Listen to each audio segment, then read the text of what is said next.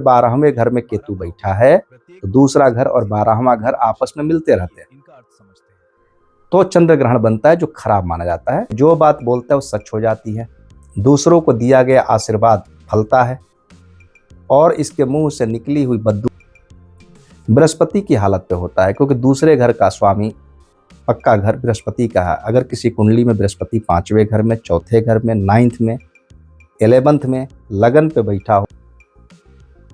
जय श्री राम, राधे राधे। अब बात करते हैं दूसरे घर के चंद्रमा के बारे में। दूसरे घर का चंद्रमा अच्छा बोला गया है। नाड़ी ज्योतिष में चंद्रमा उच्च का होता है। इस तरह के लोगों की वाणी बड़ी मधुर होती है, आंखें सुंदर होती हैं, मगर इनके अमूनन बहन नहीं हुआ करती। बहन के लिए अच्छा नहीं होता सेकंड का चंद्रमा वाला। वाणी मीठी होती है, चेहरा सुंदर होता है, मां से धन की प्राप्ति होती है। उच्च का चंद्रमा होता है नाड़ी ज्योतिष में। अगर किसी का मेष लगन की कुंडली हो वैदिक ज्योतिष पराशर ज्योतिष में और सेकंड में चंद्रमा बैठा हो तो उसके सुख स्थान का स्वामी उच्च का होकर धन स्थान पर बैठता है। माता से विरासत में संपत्ति प्राप्त होती है, ननिहाल से संपत्ति मिलती है। नाड़ी ज्योतिष भी कहता है कि सेकंड का चंद्रमा अच्छा है मगर उसकी बहन नहीं हुआ करती। लगन पे चंद्रमा होने से भाई बहन की मृत्यु होती है जन्म से पहले। दूसरे घर में चंद्रमा होने से अक्सर देखा गया कि बहन नहीं होती, मगर धन के लिए, पढ़ाई के लिए, शिक्षा के लिए, माता के लिए, दिल की शांति के लिए, संपत्ति के लिए बहुत अच्छा माना जाता है। औरत के उसके भाई जरूर होंगे, वह अकेला या भाई बहनों में अकेला भाई होगा। औरत के भाई जरूर होते हैं और वह भाई बहनों में भाई के रूप में अकेला जरूर होता है। दौलतमंद, जमाने में अपनी बात मजबूती से रखने वाला, घोड़ों पर चलने वाला। चंद्रमा को घोड़ा माना गया, जागता हुआ घोड़ा, जिसकी उम्र अच्छी मानी गई है, 75 साल से ऊपर 90 साल के अंदर मानी गई है। यह धन के लिए अच्छा होता है, दिल की खुशी मिलती है, जो बात बोलता है वो सच हो जाती है, दूसरों को दिया गया आशीर्वाद फलता है और इसके मुंह से निकली हुई बद्दुआ दूसरों के ऊपर लागू हो जाती है। तो इस तरह के लोगों की बद्दुआ लेने से बचना चाहिए। खुद अपने लंबी उम्र के लिए अपने मकान में चांदी का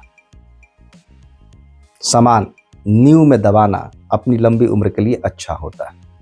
इस तरह के लोग मेहनत कश होते हैं, भाग्यशाली होते हैं, पुरुषार्थ के द्वारा धन कमाते हैं, उनके जीवन में अच्छी स्थिति होती है। माता की उम्र कम से कम 50 साल तक, अपने उम्र के 50 साल तक माता का सुख जरूर मिलता है। इससे ज़्यादा भी हो सकता है, इससे कम नहीं हो सकता। खुद अपनी व ससुराल की वित्तीय हालत अच्छी होती है। दूसरा घर ससुराल का भी होता है, वहाँ पे चंद्रमा उच्च का होना अपनी भी और ससुराल की स्थिति को अच्छा करता है। चंद्रमा की हालत व माता की उम्र का फैसला बृहस्पति की हालत पे होता है, क्योंकि दूसरे घर का स्वामी पक्का घर बृहस्पति का है। अगर किसी कुंडली में बृहस्पति 5वें घर में, चौथे घर में, 9th में, 11th में लगन पे बैठा हो तो सेकंड का चंद्रमा बहुत अच्छा फल देता है। चंद्रमा का फल उत्तम होता है, कामयाब, आशिक, चाहे दुनियावी, हर दो तरफ ही उत्तम फल होगा जब शुक्र आपकी कुंडली में बहुत अच्छा हो। तो चंद्रमा का जो खराब फल होता है उसका भी वर्णन करते हैं। अगर सेकंड में चंद्रमा बैठा तो उसको पूजा स्थान पे घंटा, घड़ियाल, शंख नहीं बजाना चाहिए। दूसरा स्थान धर्म स्थान होता है और वो शुक्र का घर होता है। राहु की बैठक होती है। आप जितना शंख, घड़ियाल, गीत संगीत का कारक है, बुध गीत संगीत है, ढोल, बतासे, नगाड़े, शंख, घंटा, घड़ियाल, ये सब बुध कारक हैं और बुध चंद्रमा का दुश्मन है। तो हम जितना मंदिर में, अपने घर के मंदिर में, घर में घंटे, घड़ियाल बजाएंगे, शंख बजाएंगे, पुत्रहीनता, पुत्र संतान की प्राप्ति नहीं होती। ज्योतिष शास्त्र में पुत्र को नर संतान बोला गया है। पुत्री हो सकती है, पुत्र नहीं हो सकता। बेशक नंबर 2 का चंद्रमा किस्मत का मालिक और उच्च होता है, मगर अब केतु नंबर 12 में भी उच्च का होता है, जो चंद्रमा के लिए ग्रहण देगा। अगर 12वें घर में केतु बैठा है तो दूसरा घर और 12वां घर आपस में मिलते रहते हैं, तो चंद्र ग्रहण बनता है जो खराब माना जाता है।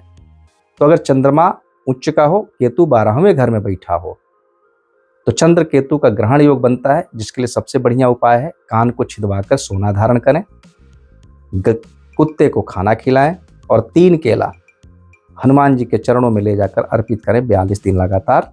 इससे संतान के लिए अच्छा होता है और स्वास्थ्य के लिए अच्छा होता है। जय श्री राम।